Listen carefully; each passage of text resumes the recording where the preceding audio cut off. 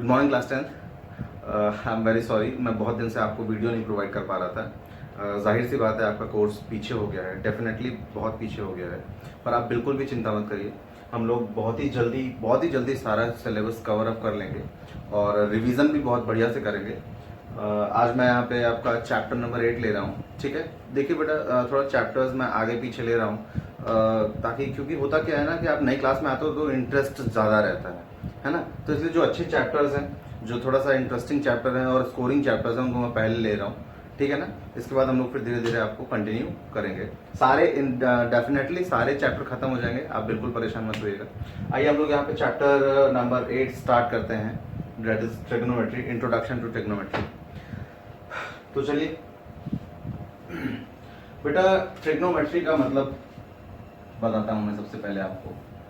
जो ये वर्ड है ना ट्रिग्नोमेट्री, ये बना है किससे मिलके पता है? 3 शब्दों से मिलके बना है, ट्राई, गॉन और मेट्रॉन। ट्राई, गॉन एंड मेट्रॉन, ये तीनों वर्ड को मिला के बना है आपका ट्रिग्नोमेट्री, ठीक है ना।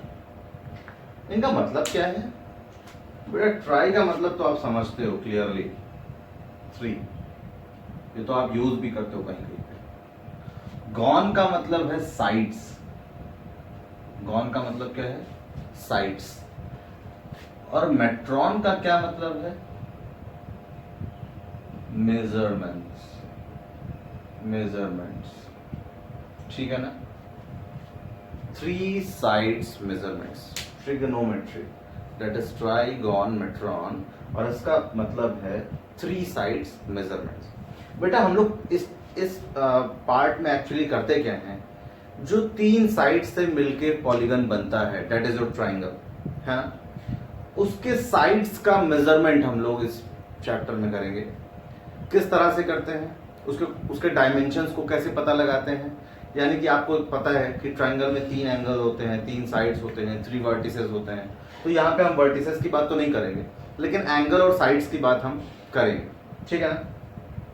तो मेनली यहाँ पे करना क्या है कि हमें किसी भी ट्राइंगल के डायमेंशंस पता लगाने हैं। डायमेंशंस इन द सेंस कि उसकी साइड्स पता लगानी है या एंगल पता लगाना है, ठीक है ना। कभी साइड दिया होगा, एंगल बताना होगा, कभी एंगल दिया होगा, साइड बताना होगा, कभी एक एंगल एक साइड दिया होगा और आपको बाकी सारी साइड्स या बाकी एंगल्स बताने होंगे। इस तरह के क्वेश्चंस यहाँ पे आपको मिलेंगे। तो आइए मैं बताता हूँ आपको, स्टार्ट करते हैं। बेटा देखिए, अभी हम लोग इस ट्रिग्नोमेट्री जो पोर्शन है आपका, वहां पे हम लोग सिर्फ अभी राइट ट्राइंगल लेके चलेंगे। क्लास 10 में आपको सिर्फ राइट ट्राइंगल लेके चलना है, फिर आगे चल के बहुत बहुत मतलब अदर ट्राइंगल्स में भी आपका ट्रिग्नोमेट्री अप्लाई होगी। फिलहाल यहाँ पे हम लोग सिर्फ राइट ट्राइंगल में लेके चलेंगे, राइट ट्राइंगल में, ठीक है ना। आइए समझिए। मान लीजिए मैंने एक राइट ट्राइंगल कंसीडर किया है आपका, ए, बी एंड सी, ठीक है ना। समझिए ध्यान से। अब बेटा बात ये होती है, 3 साइड्स मेजरमेंट हम यहां पे करेंगे कैसे, होगा कैसे, समझिए ध्यान से। मान लीजिए कि एंगल दिया हो, कोई साइड, कोई ट्राइंगल है, कोई राइट ट्राइंगल है, उसका 90 डिग्री छोड़ के, जाहिर सी बात है राइट ट्राइंगल है तो एक एंगल ऑलरेडी दिया हुआ है, लेकिन उसको छोड़ के कोई अगर एक एंगल दिया है और एक साइड, कोई भी एक साइड, आइदर दिस, दिस और दिस, है ना, इन तीनों में से कोई एक साइड और कोई एक एंगल दिया है, तो बाकी की साइड्स एंड बाकी के एंगल्स हम आसानी से बता सकते हैं कुछ ट्रिग्नोमेट्रिक रेशियोज का यूज करके। वो रेशियोज हम लोग अभी जानेंगे थोड़ी देर में, लेकिन फिलहाल मैं आपको ये बता दूं कि हम लोग इसमें करना क्या है। हम लोगों को बस इतना करना है कि अगर एक एंगल और एक साइड दिया होगा तो आपको बाकी साइड्स एंड बाकी एंगल्स आपको बताने होंगे, उनमें से कुछ भी वो पूछ सकता है, ठीक है ना। आइए समझिए इसका एप्लीकेशन क्या है। एप्लीकेशन ये है कि भाई कभी कभी क्या होता था कि हम लोग जब कहीं पे खड़े रहते थे, है ना, तो हम लोग के परपेंडिकुलर हाइट में कहीं अगर कोई चीज है और हमें पता लगाना होता था कि भाई कितने ऊपर है, तो हम पता लगा लेते थे, ठीक है ना। क्या करते थे, नीचे से इंच टेप खोला और उसको ऊपर तक ले गए, फिर जितना हुआ वो दिख गया हमको क्लियर। अगर हमें हम जो जिस सरफेस पे हम खड़े हैं वो प्लेन है, उस पर हमें पता लगाना है कि भाई कोई सामान कितनी दूर पे रखा हुआ है, तो हम गए, यहाँ से टेप लगाया, वहां तक ले गए, दिख गया कितना दूर है, ठीक है ना।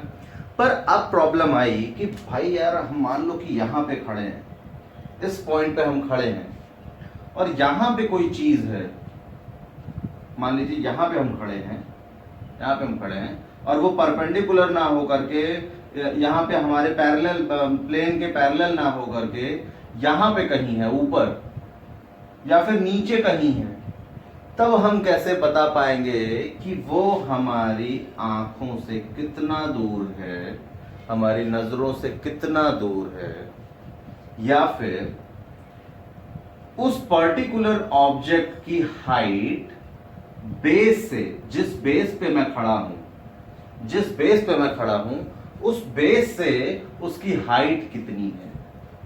यानी कि हम ट्रिग्नोमेट्री का यूज करके बता पाएंगे कि वो पर्टिकुलर ऑब्जेक्ट जिस बेस पे मैं खड़ा हूं उस बेस से कितना ऊंचाई पर है, या फिर वो पर्टिकुलर ऑब्जेक्ट में मुझसे, मेरी आंखों से वो कितना दूर है। ठीक है ना, ये सारी चीजें हम लोग यहाँ पे फाइंड करेंगे, ये एप्लीकेशंस है इसके। तो आइए समझते हैं। आपको पता नहीं है कि ट्रिग्नोमेट्री का कितना एप्लीकेशन है, बहुत सारे एप्लीकेशन है, बहुत सारे।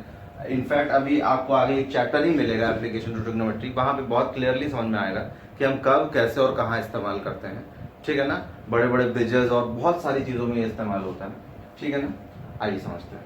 चलिए, अब बात आई कि यार ठीक है, फाइंड तो करना है, ये हम फाइंड कर लेंगे, ये पता लगाना है, ये हम पता लगा लेंगे, पर समस्या ये है कि करेंगे कैसे।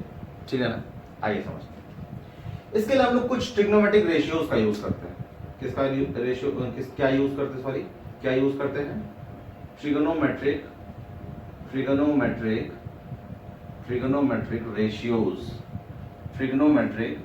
रेशियोज। ठीक है ना, इसमें होता क्या है भाई, समझिए ध्यान से। आप ये नोट कर लीजिए, तो मैं थोड़ा सा मिटा के ऊपर से लिखूं ताकि कोई प्रॉब्लम ना आए। ये आप नोट कर लीजिएगा, ठीक है। ट्रिग्नोमेट्रिक रेशियोज, चलिए देखिए।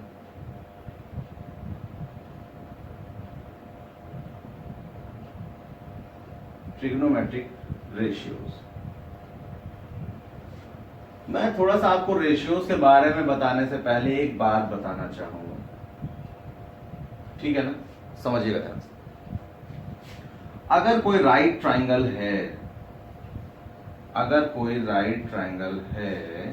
ठीक है ना, तो आपको पता है कि 90 के ऑपोजिट वाली साइड जो होती है वो तो लॉन्गेस्ट होती है।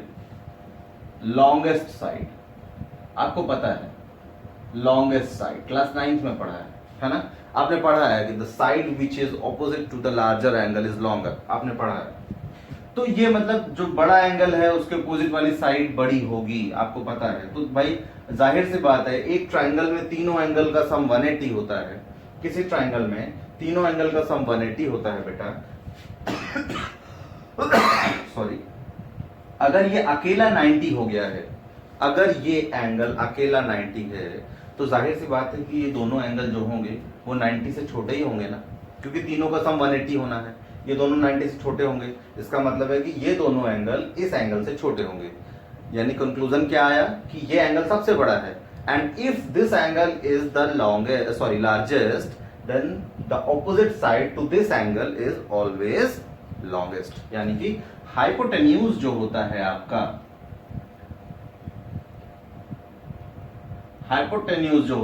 वो होता है क्या, लॉन्गेस्ट साइड। ठीक है ना, तो हाइपोटेन्यूज तो किसी भी राइट ट्रायंगल की क्लियर है कि कौन सी होगी। लेकिन बेटा जब बात आती है परपेंडिकुलर की,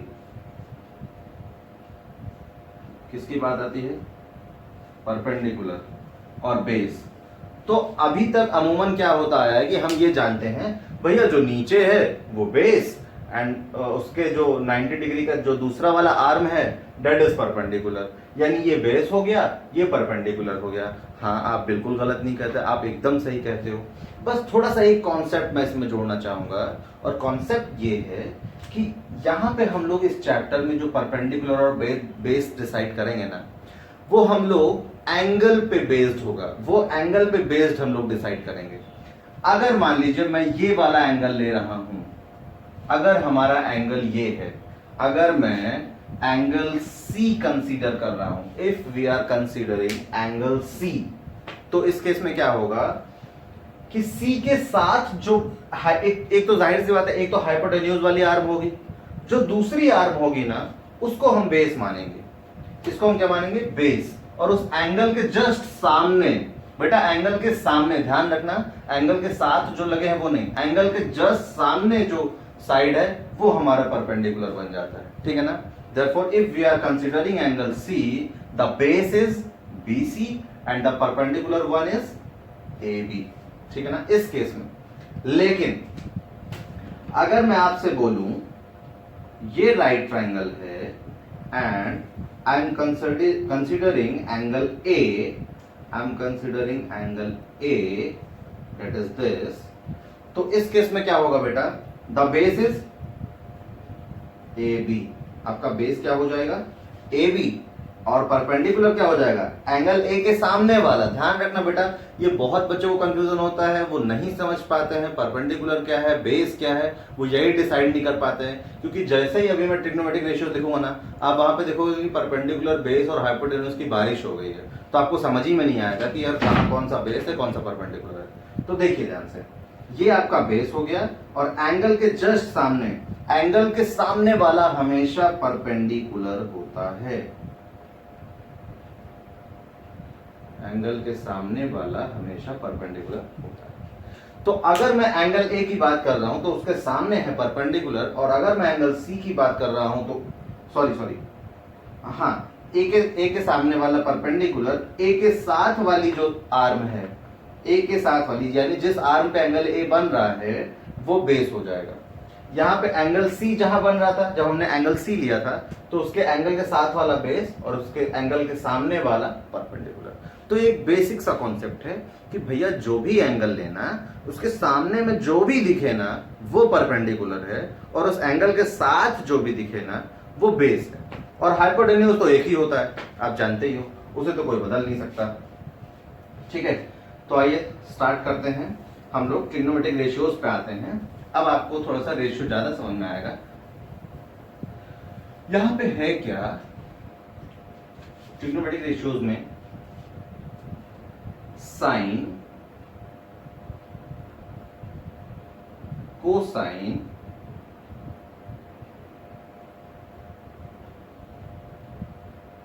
टेंजेंट, कोटेंजेंट, सीकेंट, कोसीकेंट, ये आपके ट्रिग्नोमेट्रिक रेशियोज हैं बेटा। और इनको हम लोग शॉर्ट फॉर्म में क्या बोलते हैं पता है? एब्रिविएशन में इन्हें क्या बोला जाएगा पता है? इसे बोलते हैं साइन, ये होता है कॉस, ये होता है टैन, ऐसे लिख देता हूं मैं थोड़ा सा, साइन, कॉस, टैन, कॉट, सेक, और ये आपका हो गया कोसेक, ठीक है ना। अब बात समझिएगा बेटा, ये सब पता है क्या है? ये आपके शोरूम से निकली हुई एकदम नई नई गाड़ी, ठीक है ना, जिसमें बिना पेट्रोल लगाए कुछ हो नहीं सकता। बात समझ रहे हैं ना? मतलब अगर आप उसमें पेट्रोल नहीं डालोगे तो उसका कोई भी काम नहीं है, चाहे वो कितनी भी अच्छी चीज हो, ठीक है ना। ऐसे ये भी है कि ये जो ट्रिग्नोमेट्रिक रेशियोज है ना, ये अकेले इनका कोई काम नहीं है जब तक कि इनके साथ कोई एक पार्टिकुलर एंगल नहीं जुड़ जाता, ठीक है ना। तो एंगल जोड़ने पे होता क्या है? साइन थीटा, मैं थीटा कोई एंगल ले रहा हूं, मैंने कोई ट्राइंगल मान लीजिए यहाँ पे कंसीडर किया हुआ है, यहाँ पे मान लीजिए कोई ट्राइंगल कंसीडर किया है बेटा, ए बी एंड सी उसका मैंने नाम दिया है, और जो एंगल सी है ना इसे मैं थीटा लेके चल रहा हूँ।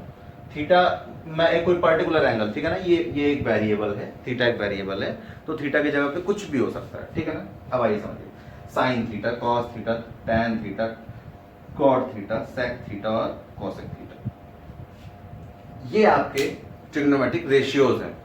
तो भैया अब ये आ रहा होगा दिमाग में, यार ये तो पता नहीं क्या कहानी बताए चले जा रहे हैं, समझी में नहीं आ रहा है, ट्रिग्नोमेट्रिक रेशियोज पता नहीं क्या बोल रहे हैं। तो आइए समझाता हूं भाई क्या होता है ये, समझिए ध्यान से।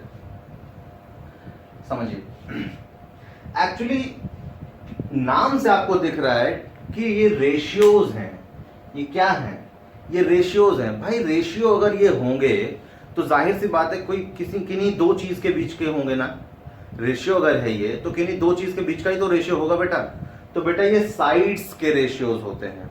किसी भी राइट ट्राइंगल में ये उस राइट ट्राइंगल की किन्हीं भी दो साइड के रेशियोज होते हैं, ठीक है ना। मैं बताता हूं, जो ये साइन थीटा होता है ना, ये होता है परपेंडिकुलर अपॉन हाइपोटेन्यूज। इसका मतलब है ये पर किसी भी राइट ट्राइंगल के परपेंडिकुलर और हाइपोटेन्यूज का रेशियो है, क्या? साइन थीटा, ठीक है ना। ऐसे ये जो कॉस है ये हो जाएगा बी अपॉन एच, ठीक है ना, यानी कि base upon hypotenuse. Cos theta जो ट्रिग्नोमेट्रिक रेशियो है, what is that? That is the ratio between the base and hypotenuse of a particular right triangle, ठीक है ना। ऐसे टैन थीटा क्या होगा बेटा? Perpendicular upon base. Tan theta क्या हो जाएगा? Perpendicular upon base. अब आप बात समझना बेटा, जो साइन होता है ना, साइन होता है रेसिप्रोकल कोसेक का। साइन किसका रेसिप्रोकल होता है? कोसेक का। यानी इसका मतलब ये है कि साइन अगर p अपॉन एच है तो कोसेक कितना होगा? h upon p। साइन अगर p अपॉन एच है तो कोसेक कितना होगा? h upon p। ऐसे ही कॉस अगर b अपॉन एच है तो कॉस रेसिप्रोकल होता है सेक का। सीधी लाइन ही नहीं बन पाती है। चलो, तो ये किसका रेसिप्रोकल होता है बेटा? सेक का। तो अगर ये b अपॉन एच है तो ये कितना हो जाएगा? h अपॉन में b, ठीक है ना। इसके बाद कॉट टैन का रेसिप्रोकल होता है। कॉट जो होता है ये आपका टैन का रेसिप्रोकल होता है, यानी ये हो जाएगा b अपॉन में p, ठीक है ना बेटा। यहां तक कोई प्रॉब्लम नहीं होनी चाहिए। साइन जो होता है वो रेशियो परपेंडिकुलर अपॉन हाइपोटेन्यूज होता है। जो कॉस रेशियो है वो बेस अपॉन हाइपोटेन्यूज है। जो टैन है वो p अपॉन b यानी कि परपेंडिकुलर अपॉन बेस है। जो कॉट है वो बेस अपॉन परपेंडिकुलर है। जो सेक है वो हाइपोटेन्यूज अपॉन बेस है। जो कोसेक है वो हाइपोटेन्यूज अपॉन परपेंडिकुलर है। बेटा अभी आपको देखने में लग रहा होगा यार ये पी बी एच पता नहीं क्या है, समझी में नहीं आ रहा है। तो बेटा ध्यान दो, बहुत इजी है ये। आप जैसे ही ये प्रैक्टिस करना स्टार्ट करोगे ना, ये सारी चीजें एकदम रट जाएंगी। लेकिन थोड़ा सा आपको एक काम करना होगा कि प्रैक्टिस स्टार्ट करने से पहले भी एक बार आपको इसे याद करना पड़ेगा, ठीक है ना। बहुत लोग ऐसे सिखाएंगे कि भाई पाकिस्तान भूखा प्यासा, हिंदुस्तान हरा भरा, उसको लिखेंगे फिर अपॉन कराएंगे। पाकिस्तान भूखा प्यासा, हिंदुस्तान हरा भरा, ये सब कराते हैं बेटा। तो ये सब मैं नहीं कराऊंगा, ठीक है ना। ये सब बहुत फालतू की चीजें हैं। इससे आप बैठ के पाकिस्तान भूखा प्यासा करते रहोगे तो पूरे एग्जाम में भूखे प्यासे ही रह जाओगे, ठीक है ना, कुछ हो नहीं पाएगा। तो आप बहुत 6 रेशियोज हैं, छोटे छोटे रेशियोज हैं, आप इन्हें डायरेक्टली याद करिए, ठीक है ना। बहुत लोग कहते हैं नहीं मैंने याद करने का तरीका नहीं बताया, मैंने बस इसलिए बताया कि ताकि कभी भूल जाए तो याद आ जाए। यार कैसे भूल जाएगा? ये 6 रेशियोज, इतने छोटे रेशियोज अगर नहीं याद होंगे तो हम क्या कर पाएंगे, ठीक है ना। इसलिए मैं कह रहा हूँ आप इसे डायरेक्टली याद करिए। याद करने का मतलब है कि आप इसको आप प्रैक्टिस करोगे ना, अपने आप ही याद हो जाएगा, अलग से याद करने की जरूरत ही नहीं है। बस हाँ, एक बार आपको प्रैक्टिस करने से पहले एक बार स्टार्ट करना पड़ेगा, सॉरी याद करना पड़ेगा। तो ये हो गया आपका ट्रिग्नोमेट्रिक रेशियोज हो गए, ठीक है ना। बात कभी कभी बच्चों को डाउट आता है कि भैया ये साइन थीटा जो आपने लिखा, sine theta, is this sine into theta? No, ये साइन इनटू थीटा नहीं होता, ठीक है ना। बात समझ में आ रही है? ये साइन इनटू थीटा बिल्कुल नहीं होता। लोगों को लगता है कि यार यहाँ पे कोई साइन नहीं है, इसका मतलब ये इनटू होगा जरूर, तो साइन को थीटा से इनटू कराना है, पर ऐसा नहीं है बेटा। साइन थीटा के बिना कुछ नहीं है, ठीक है ना। साइन थीटा के बिना कुछ नहीं है जब तक ये थीटा यहां नहीं लगेगा। अगर मैं सिर्फ साइन लिख दूं ना तो इसका कोई भी मतलब नहीं है जब तक कि मैं यहां थीटा ना लगाऊं। जब मैं यहां थीटा लगाऊंगा ना, कोई भी एंगल लगाऊंगा ना, तभी इसकी कोई ना कोई वैल्यू निकल के आएगी। अकेला आप साइन लिख दोगे, कॉस लिख दोगे, टैन लिख दोगे, कोई मतलब नहीं है, उसका कुछ भी मतलब नहीं होगा, ठीक है ना। तो आप ये जान लो कि साइन थीटा जो होता है वो साइन इंटू थीटा नहीं होता, उसका मतलब है वो सिर्फ साइन थीटा है, एंड थीटा आप रखोगे देन आपको वैल्यू मिलेगी। उसके अलावा वो अकेला साइन कुछ नहीं, ठीक है ना, ये बात क्लियर कर लीजिएगा। तो यहां पे क्या रिजल्ट मिला आपको, sine p upon H, cos b upon H, tan p upon b, cot b upon p, sec h upon b, cosec h upon p, ठीक है ना। अब बेटा परपेंडिकुलर बेस और हाइपोटेन्यूज के बारे में मैंने बता दिया था आपको, अभी फिर से एक बार बता देता हूं कि अगर हम थीटा एंगल लेके चल रहे हैं, सी अगर हम ये एंगल थीटा लेके चल रहे हैं, तो बताइए ये तो कंफर्म है कि ये तो हाइपोटेन्यूज ही होगा आपका, ये तो हाइपोटेन्यूज होगा, वो तो कंफर्म है, उसमें कुछ सोचना ही नहीं है। लेकिन अगर थीटा ये है एंगल सी वाला, तो बेस कौन सा होगा, बेस आपका नहीं नहीं नहीं यहां होगा, ये होगा आपका बेस, ठीक है ना। और ये क्या होगा बेटा, परपेंडिकुलर, परपेंडिकुलर, ठीक है ना, ये आपका क्या हो गया बेटा, परपेंडिकुलर हो गया। यहां तो कोई डाउट नहीं होना चाहिए, बेस परपेंडिकुलर और हाइपोटेन्यूज, ठीक है ना बेटा। अगर आपको नहीं समझ में आ रहा है आप फिर से रिप्ले करिएगा, इत्मीनान से देखिए, पर इंट्रोडक्शन आप किसी भी चैप्टर का जरूर अच्छे से देखा करिए, नहीं तो आगे कुछ भी नहीं समझ में आएगा, ठीक है ना। तो ये हो गया आपका। अब इसके बाद बात आती है कि भाई साइन एक और मतलब कुछ और फॉर्मूलेज हैं बेटा, मैं यहाँ पे लिख देता हूँ, थोड़ा सा मैं यहाँ पे ये रब कर रहा हूँ, मैं थोड़ा सा यहाँ पे रब कर रहा हूँ इसे, ठीक है ना, ये आप नोट कर लीजिएगा, वीडियो पॉज करके नोट कर लीजिए। अच्छा, ये मैं थोड़ा सा रब कर दे रहा हूँ, यहाँ पे मैं बताऊंगा आपको कुछ नई चीजें। अगर आप देखोगे tan थीटा, tan थीटा कितना आया था, देखिए p upon B, tan theta p upon B आया है बेटा। अगर इसी रेशियो में मैं ऊपर नीचे h से डिवाइड कर दूं, h यानी कि हाइपोटेन्यूज, अगर मैं h से डिवाइड कर दूं p upon H whole upon b upon h, ध्यान दीजिएगा, p upon H whole upon b upon h, अगर मैं ऊपर नीचे h से डिवाइड कर दूं तो कोई फर्क नहीं पड़ेगा, है ना, रेशियो पे कोई फर्क नहीं पड़ेगा, रेशियो उतना ही रहेगा। लेकिन p अपॉन एच को हम क्या लिखते हैं, देखिए आप, p अपॉन एच को हम क्या लिखते हैं, साइन थीटा, और b अपॉन एच को हम क्या लिखते हैं, कॉस थीटा, कॉस थीटा। तो यहां से एक नया रिजल्ट आ गया हमारे पास भाई कि tan theta equals to sine theta upon cos theta. एकदम इसी तरह से अगर आप कॉट थीटा लिखना चाहोगे ना, तो कॉस थीटा अपॉन में sign theta, cos theta upon में साइन थीटा। अक्सर बच्चे कंफ्यूज हो जाते हैं यार कि किसमें साइन ऊपर था किसमें कॉस ऊपर था, कोई प्रॉब्लम वाली बात नहीं है। यहाँ पे आप कॉट थीटा लिख रहे हो, अगर कॉट थीटा है यानी कि सी से स्टार्ट हो रहा है, तो यहाँ कॉस है, कॉट कॉस, कॉट कॉस, ठीक है ना। अगर कॉट थीटा है तो उसके राइट साइड में जो न्यूमरेटर में होगा वो कॉस ही होगा, और अगर कॉट में कॉस हो चुका है तो टैन में क्या होगा, साइन होगा, ठीक है ना। तो ये आपके दो नए फॉर्मूले हैं, ये फॉर्मूले आ रहे हैं, ये फॉर्मूले हो गए, ठीक है ना। आप इन्हें भी नोट कर लो जरा सा, इन्हें भी नोट कर लो आप। अच्छा हाँ, एक बात और बेटा, मैं ये चीज ये मिटा रहा हूँ, आपका मेन फॉर्मूला ये है। अब एक बात और मैं कह रहा हूँ आपको, मैंने कहा था कि साइन और कोसेक एक दूसरे के रेसिप्रोकल हैं, इसे p अपॉन एच लिखा तो इसे h अपॉन p लिखा, तो आप बात समझिएगा, साइन थीटा है ना, उसे लिखते हैं 1 upon cosec theta, 1 upon cosec theta. इसी तरह कॉस थीटा है ना, वो है 1 अपॉन सेक थीटा, जो कॉस थीटा है 1 upon sec theta. Same process में जो टैन थीटा है ना, वो है 1 upon cot theta, 1 upon cot theta, है ना। ये रेसिप्रोकल वाले फॉर्मूलेज हैं, sine theta equals to 1 upon cosec theta, cos theta equal 1 upon sec theta, tan theta equal 1 upon cot theta.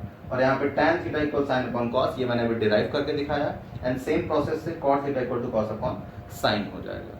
यहाँ तो कोई प्रॉब्लम नहीं होनी चाहिए बेटा। अब बहुत लंबी वीडियो नहीं कर रहा हूँ, यहीं पे रोक रहा हूँ, ठीक है ना। इसके बाद हम लोग नेक्स्ट टॉपिक लेक्चर 2 में पढ़ेंगे, ये आपका लेक्चर 1 है।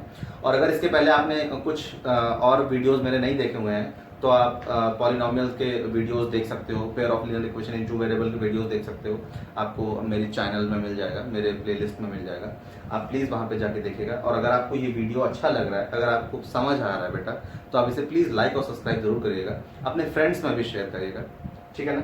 फिर हम लोग मिलते हैं नेक्स्ट लेक्चर में। थैंक यू बेटा।